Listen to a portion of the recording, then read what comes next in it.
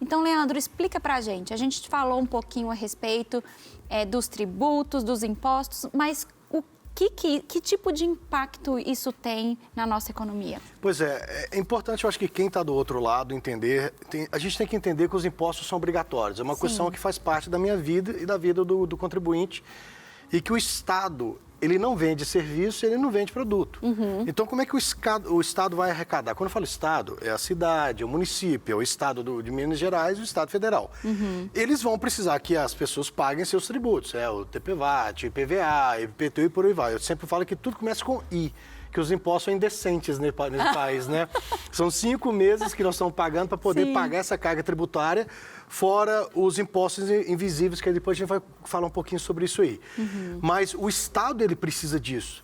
E eu vou puxar uma sardinha para o lado de Minas Gerais. O Estado de Minas Gerais está quebrado, ele está falido. Uau. Ele está falido. Não adianta a pessoa chegar e falar assim, mas é por causa de governo tal, YZ. Gente, eu vou tentar simplificar o entendimento para todo mundo em casa entender. Pensa no Estado como se fosse um condomínio. Nós moramos dentro de um condomínio. Se a pessoa deixa de pagar a taxa de condomínio, o imposto, o condomínio não vai ter dinheiro. Certo. Mas se o síndico não fizer a gestão do seu condomínio, respeitando os limites orçamentários e o dinheiro do condômino, vai quebrar o condomínio. Certo. Então, hoje nós temos um Estado que não consegue pagar os salários em dia. É muito ruim para o Estado de Minas Gerais, porque quando o servidor público ele não recebe o dinheiro em dia, o comerciante deixa de vender. Ninguém vai ficar vendendo no fiado. Nós temos um problema que vai ter falta de repasse por as 3 questões que eu digo que são obrigatórias, que a Constituição Federal nos garante: saúde, educação e segurança. Então, para o governo é muito bom os impostos começarem no início do ano, porque você faz caixa. E paga dívida para trás. Olha, gente. E para o contribuinte não. E a questão que a gente estava conversando um pouco, né?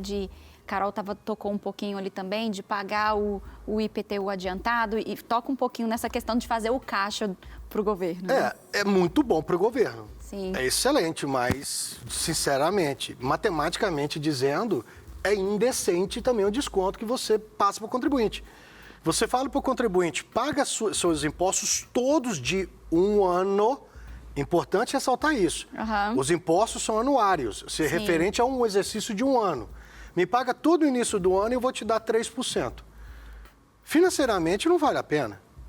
Financeiramente não vale a pena. Sim, vale a pena para eles. É muito bom, porque eles fazem o caixa, né? Sim. Agora, fala pra gente um pouquinho sobre a diferença do dinheiro arrecadado pelos impostos versus as contas do governo em dia. Pois tem muito a ver com a primeira fala minha da questão do condomínio.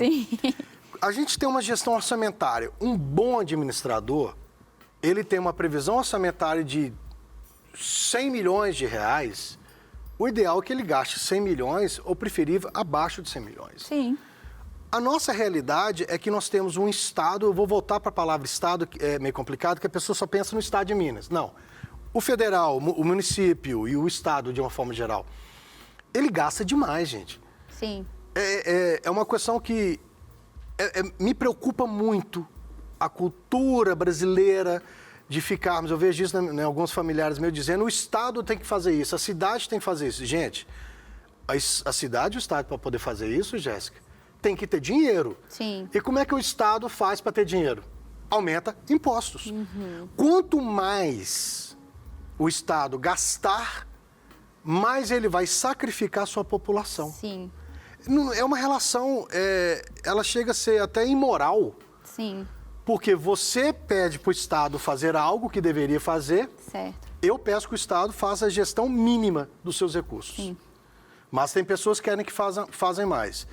Hoje, vindo para aqui, para a emissora, olha a quantidade de desbarrancamento, prédio, não sei o quê, a quantidade de vídeos que chegaram.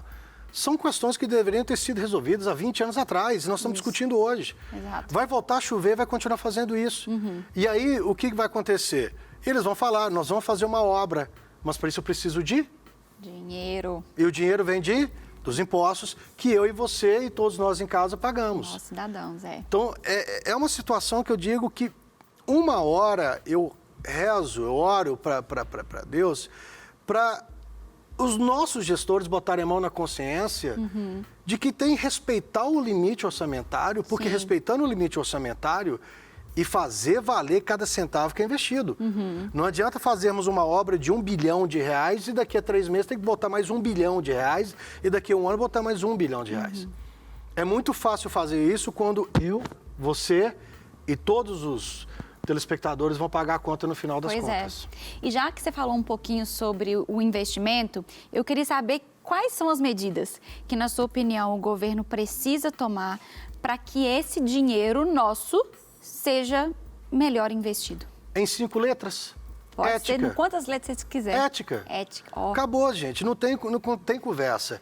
Infelizmente, eu digo que o Estado é amoral, ele é desprovido de moral. Me desculpe os políticos que estiverem assistindo aqui agora, mas a gente sabe que N decisões nunca foram pensadas na sociedade. Sempre foram pensadas em privilegiar A, B ou C. Enquanto nossos políticos estiverem com esse pensamento, o nosso investimento nunca vai ser investimento, vai ser gasto. É uma diferença que a pessoa tem que entender. Gastar é aquilo que vai me trazer prejuízo futuro. Investimento é aquilo que me traz valor agregado. É aquilo que vai trazer benefício para a população. E eu acredito que nós devíamos estar começando a pensar nisso. Sim. Não dá para manter mais o modelo que a gente tem. A gente precisa de síndicos mais conscientes, né? Precisamos de administradores com mais consciência e valorização da questão. Enquanto tivermos gestores públicos que não se preocupam, estão andando de helicóptero ou estão andando de carro, e a pessoa que não tem o carro está pegando o ônibus sendo alagado na Vilaria. Enquanto nós tivemos esse pensamento de que para ser eleito eu preciso de você, Jéssica, mas depois de eleito, não, o dinheiro tributário, o dinheiro do contribuinte, ele não vai ter valor no país. Sim. Agora, como que o governo, maior ou menor, afeta a vida do contribuinte?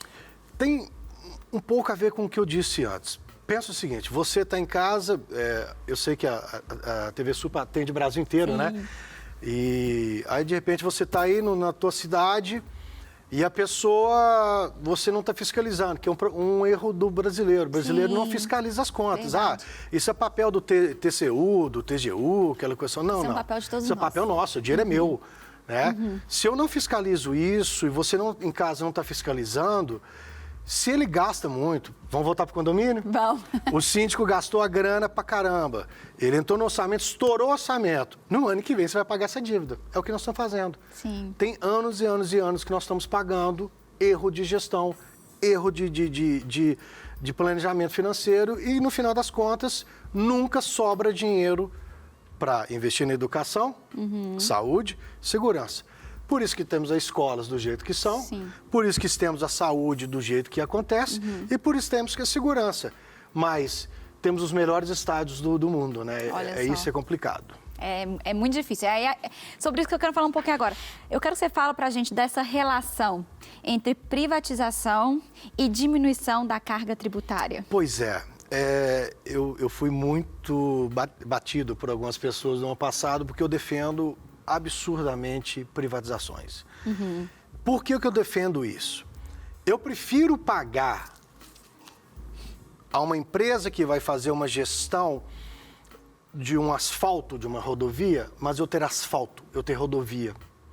Eu não perder meu pneu, não perder uma suspensão, não correr um risco de capotamento, alguma coisa dessa, porque não tem buraco, nós temos aí na estrada crateras. Crateras, verdade. Tem dia que um carro vai entrar lá e ele vai sair lá no Japão, se continuar do jeito que as coisas vão. Né? Ou seja, eu prefiro fazer isso e quanto menos um Estado que não tem ética, um Estado que é desprovido de moral. Quando eu falo isso Estado, é porque as pessoas que estão à frente estão fazendo isso. E não tiverem competência para poder fazer essa gestão do meu dinheiro, eu prefiro pagar uma empresa que vai fazer isso, porque a empresa, se eu processar ela na justiça, a justiça faz ela pagar. Se eu processar o Estado na justiça, meu Deus. Esquece. Vamos pegar os precatórios. O maior exemplo disso, né?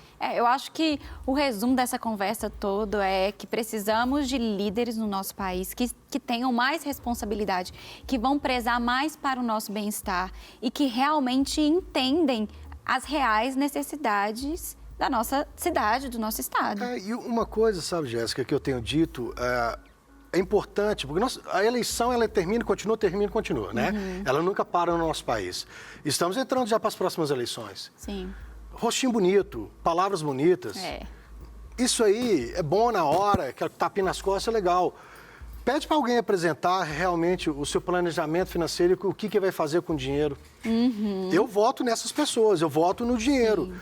Porque se a quem eu dou meu voto errar, eu vou pagar essa conta. Aliás, todos nós pagamos a conta. Nós vamos pagar essa conta. Por isso é tão importante, na hora de votar com muita consciência e não entendendo apenas o que é de mais interessante que aquela pessoa está falando, mas o que ela pretende fazer com o dinheiro público. E pede no papel, que o que está no papel está aprovado. Pede no papel, pede a conta, minha gente.